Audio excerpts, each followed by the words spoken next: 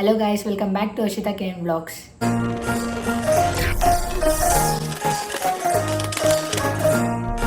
KCT preparation ಮಾಡ್ತಿದ್ದಾಗ ನಮಗೆ biggest confusion ಅಂದರೆ ಯಾವ ಸಬ್ಜೆಕ್ಟಲ್ಲಿ ಏನು ಓದಬೇಕು ಅಂತ.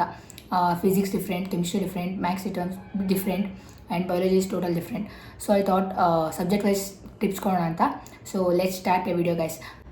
ಇವಾಗ ಫಸ್ಟ್ ಫಿಸಿಕ್ಸ್ ನೋಡೋಣ. Most students fear subject. Physics ಅಂದರೆ ಫಾರ್ಮುಲಾಸ್ ಮಾತ್ರ ಅಲ್ಲ, ಕಾನ್ಸೆಪ್ಟ್ಸ್ ಇರುತ್ತೆ. ಫಸ್ಟು ನೀವು ಕಾನ್ಸೆಪ್ಟ್ಸ್ನ ಕ್ಲಿಯರ್ ಮಾಡ್ಕೊಳ್ಳಿ, ದೆನ್ ಫಾರ್ಮುಲಾಸ್ನ ಅಂಡರ್ಸ್ಟ್ಯಾಂಡ್ ಮಾಡ್ಕೊಂಡು ಪ್ರಾಬ್ಲಮ್ನ ಸಾಲ್ವ್ ಮಾಡೋಕ್ಕೋಗಿ. ಡೋಂಟ್ ಜಸ್ಟ್ ಮಗಪ್ ಮಾಡ್ಕೊಂಡ್ರೆ ಎಕ್ಸಾಮ್ ದಿನ ಎಲ್ಲ ಮರ್ತೋಗೋದು. ಬಿಕಾಸ್ ನನಗೆ ಎಕ್ಸ್ಪೀರಿಯನ್ಸ್ ಇದೆ. ಬಿಕಾಸ್ ನನಗೆ ಫಿಸಿಕ್ಸ್ ಅಂದರೆ ಆಗ್ತಿರಲಿಲ್ಲ. ಸೊ ಗೈಸ್, ನೀವು ಯಾವ್ದಾದ್ರು ಬುಕ್ ರೆಫರ್ ಮಾಡ್ತಿದ್ರೆ ಅದನ್ನ ರೆಫರ್ ಮಾಡಿ, ಆರ್ NCERTನ ರೆಫರ್ ಮಾಡಿ.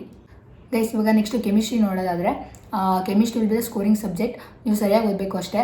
ಬಿಕಾಸ್ ಎರಡು ಸಬ್ಜೆಕ್ಟ್ನ ಕಂಪೇರ್ ಮಾಡಿದ್ರೆ ಫಿಸಿಕ್ಸ್ ಮತ್ತು ಮ್ಯಾಥ್ಸ್ನ chemistry will be easy. Score ಮಾಡೋಕ್ಕೂ ತುಂಬ ಹೆಲ್ಪ್ ಮಾಡುತ್ತೆ. ಸೊ ನೀವು ನಾನೇನು ಟಿಪ್ಸ್ ಕೊಡ್ಬೋದು ಅಂದರೆ NCERTನ ಲೈನ್ ಬೈ ಲೈನ್ ಓದೋಕ್ಕೆ ಟ್ರೈ ಮಾಡಿ.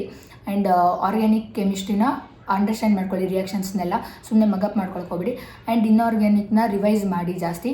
ಸೊ NCERTನ ಲೈನ್ ಬೈ ಲೈನ್ ಓದಿದ್ರೆ you can score the marks. ಬೇರೆ ಬುಕ್ಸ್ನ ಯಾವುದು ರೆಫರ್ ಮಾಡೋಕ್ಕೋಗ್ಬೇಡಿ. Because NCERT will be the best for chemistry. ನಾನು ಅದನ್ನೇ ರೆಫರ್ ಮಾಡಿದ್ದು, ನಾನು ಬೇರೆ ಬುಕ್ನ ಯಾವುದು ರೆಫರ್ ಮಾಡೋಕ್ಕೆ ಹೋಗಲಿಲ್ಲ ಕೆಮಿಸ್ಟ್ರಿಗೆ. ಸೊ ಅಷ್ಟನ್ನ ಫಾಲೋ ಮಾಡ್ಕೊಳ್ಳಿ. ಮತ್ತು ನನಗೆ ಹೆಂಗಾಗ್ತಿತ್ತು ಅಂದರೆ, ಒಂದು ರಿಯಾಕ್ಷನ್ ಓದಿದ್ರೆ ಇನ್ನೊಂದು ರಿಯಾಕ್ಷನ್ ಮರ್ತೋಗ್ತಿತ್ತು. ಬಿಕಾಸ್ ನಾನು ಕರೆಕ್ಟಾಗಿ ರಿವೈಸ್ ಮಾಡ್ತಿರಲಿಲ್ಲ.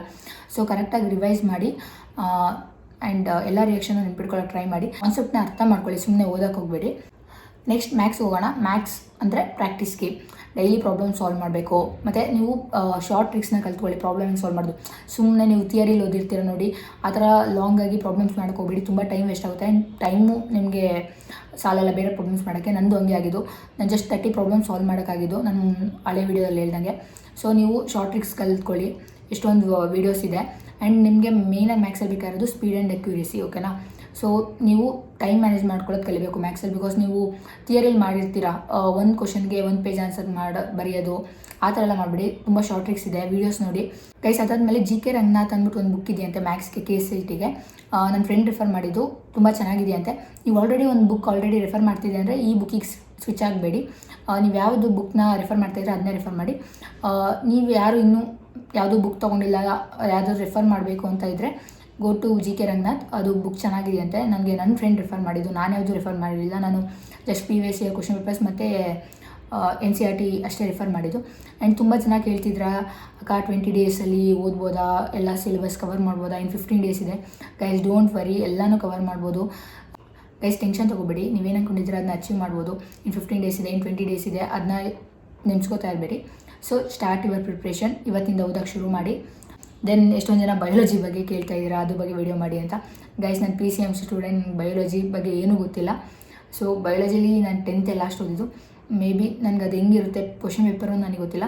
ನನ್ನ ಫ್ರೆಂಡ್ಸ್ ಹತ್ರ ನಾನು ವೀಡಿಯೋ ಮಾಡ್ಸೋಕ್ಕೆ ಟ್ರೈ ಮಾಡ್ತೀನಿ ಗೈಸ್. ಅದಾದಮೇಲೆ ಮಾಕ್ ಟೆಸ್ಟ್ ಅಟೆಂಡ್ ಮಾಡಿ ವೀಕ್ಲಿ 2-3 ಟೈಮ್ಸ್. ತುಂಬ ಹೆಲ್ಪ್ಫುಲ್ ಆಗುತ್ತೆ. ನಿಮ್ಗೆ ಎಕ್ಸಾಮ್ ಟೈಮಲ್ಲಿ ಅಷ್ಟು ಭಯ ಆಗಲ್ಲ ಮಾಕ್ ಟೆಸ್ಟ್ ಅಟೆಂಡ್ ಮಾಡಿದರೆ. ಸೊ ಎಲ್ಲರೂ ಮಾಕ್ ಟೆಸ್ಟ್ ಅಟೆಂಡ್ ಮಾಡೋಕ್ಕೆ ಟ್ರೈ ಮಾಡಿ. ಅದಾದಮೇಲೆ ಮೇನ್ ಇಂಪಾರ್ಟೆಂಟ್ ಅಂದರೆ ಕನ್ಸಿಸ್ಟೆನ್ಸಿ ಇರಬೇಕು. ಒಂದಿನ ಓದೋದು, ಇನ್ನೊಂದು ದಿನ ಆಮೇಲೆ ಓದೋದೇ ಇಲ್ಲ ಏನೋ, ಆ ಥರ ಮಾಡೋಕ್ಕೆ ಹೋಗಬೇಡಿ. ನಿಮ್ಮದು ಟೈಮ್ ಟೇಬಲ್ ಮಾಡ್ಕೊಳ್ಳಿ, ಯಾವ ಸಬ್ಜೆಕ್ಟ್ ಎಷ್ಟು ಟೈಮಿಂಗ್ ಮುಗಿಸ್ಬೇಕು, ಯಾವ್ಯಾವ ಲೆಸನ್ ಓದಬೇಕು ಅಂತ. ಸೊ ಒಂದಿನ ಓದೋದು, ಇನ್ನೊಂದು ದಿನ ಏನು ಓದಲಿರೋದು ಮಾಡೋಕ್ಕೆ ಹೋಗಬೇಡಿ.